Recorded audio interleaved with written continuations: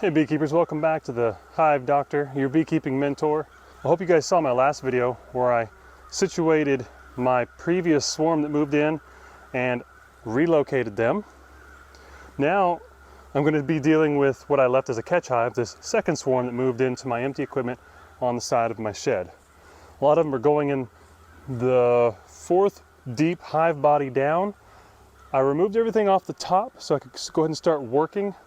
And I see that they're already all up here as well. So I anticipate probably seeing the bees on one side of the boxes all the way up.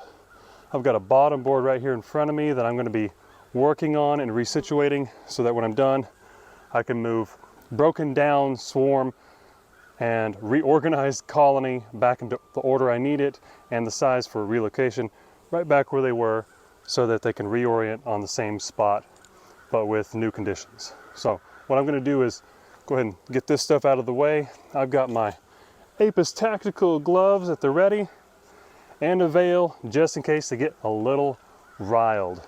Sometimes after a rain, which we've had plenty of, the bees tend to have a bad attitude. That's just something I've noticed through the years. And so I might be putting that stuff on here in a little while. I want to show you guys me reorganizing this thing into an order where it benefits both the bees and I, so stick around.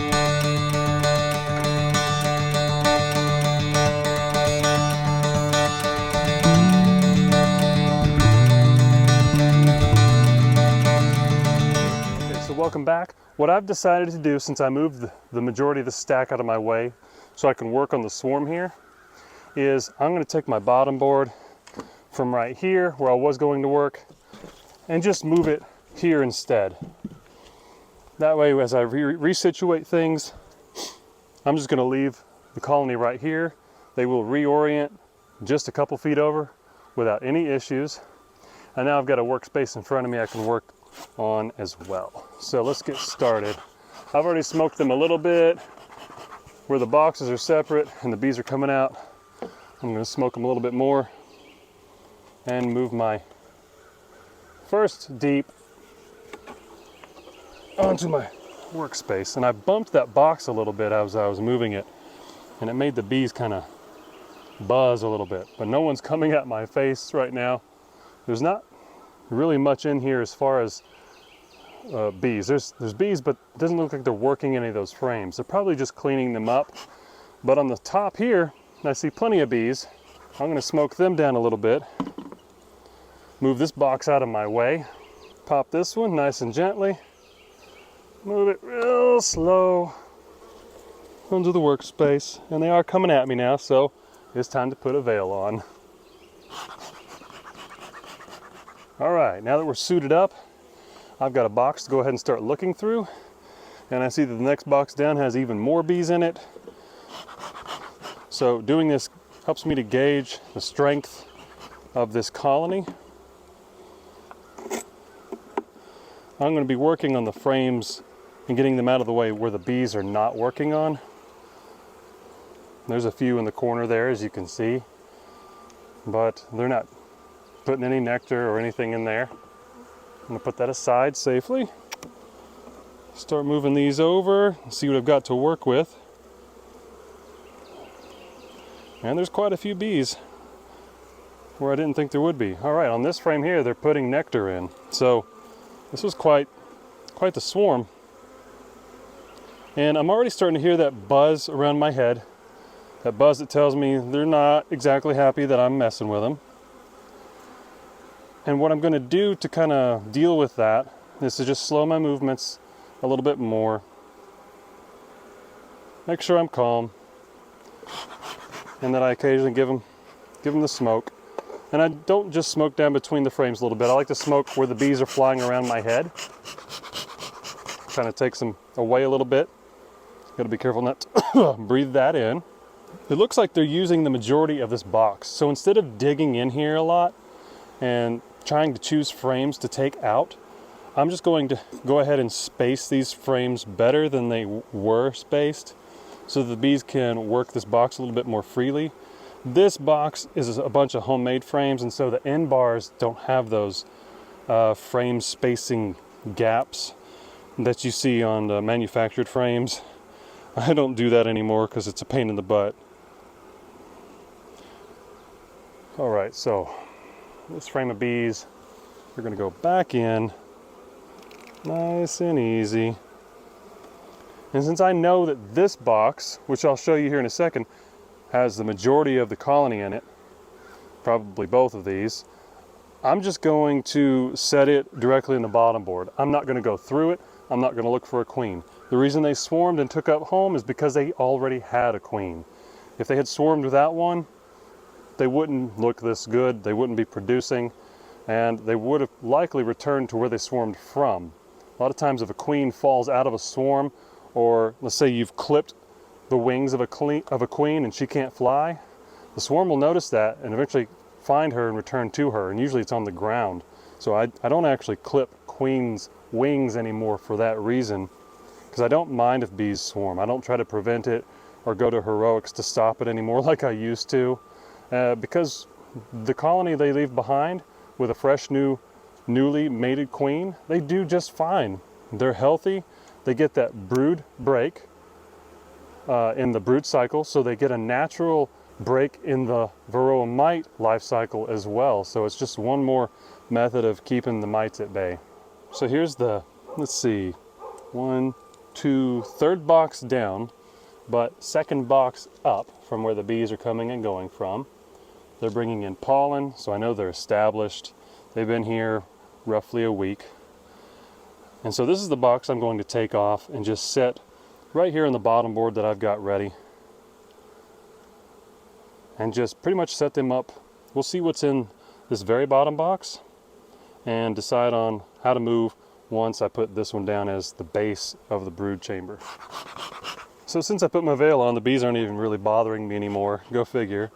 But I always light a smoker. I had those days in my early years where I would try to get by doing something without lighting a smoker, like filling feeder jars with sugar syrup, and sometimes I'd get away with it, but sometimes I wouldn't.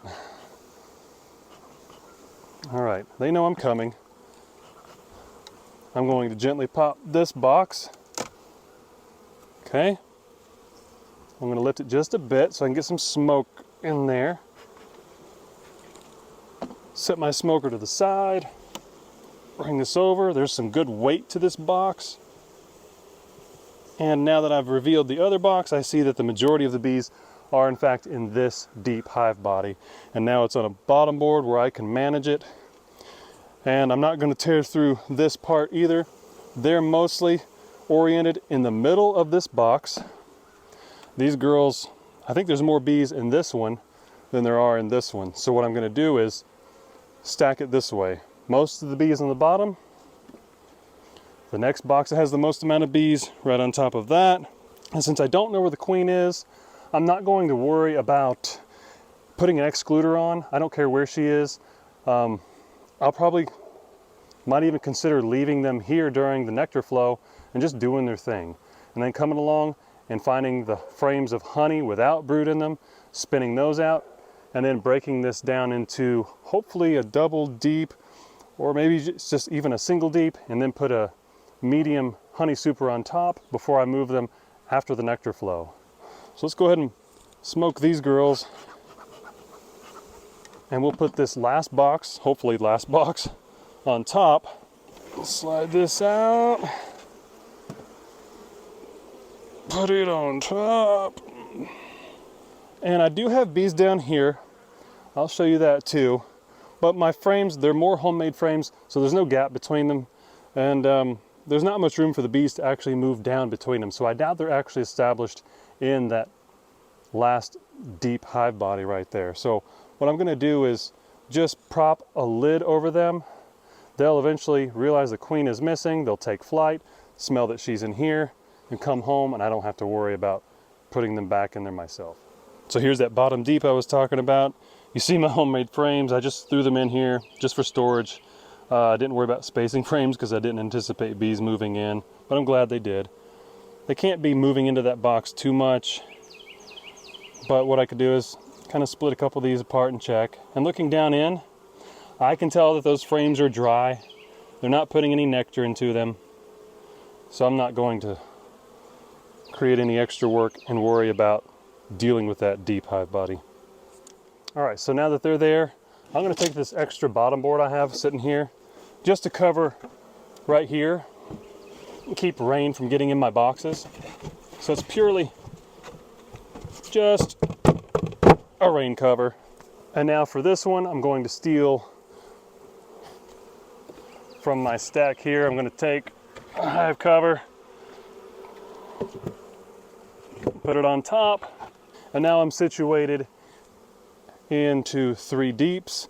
My bees will just probably sit here during the nectar flow, like I said, because I'm not going to try to lift 3 deeps and relocate that. So I'm going to let them make honey after the nectar flow at the beginning of June here in North Georgia, which is going to be roughly early to mid-summer for us. I'll let them make honey and I'll extract it right here next door, make them lighter, and at that point move them and get them ready to make sourwood, our summer crop. Already I've got bees fanning at the holes here, letting the others know, hey, there's some change that has gone on. Home is over here, come this way, girls. So if you have any questions about the ways that you can manipulate colonies in general, or even swarms that have moved into your equipment, let me know. One thing you just mostly want to be sure about is to be careful where the queen is. Don't worry about necessarily putting in an excluder right now. Just let your first step be to create a more manageable orientation or a manageable configuration for yourself to be able to work later. Now they won't work into any of the boxes below, and I know that they've got plenty of room in 3 deep hive bodies to make honey and to grow. So tell your friends about the Hive Doctor, drop me one of these, let me know what you think in the comments below, and I'll see you in the next video.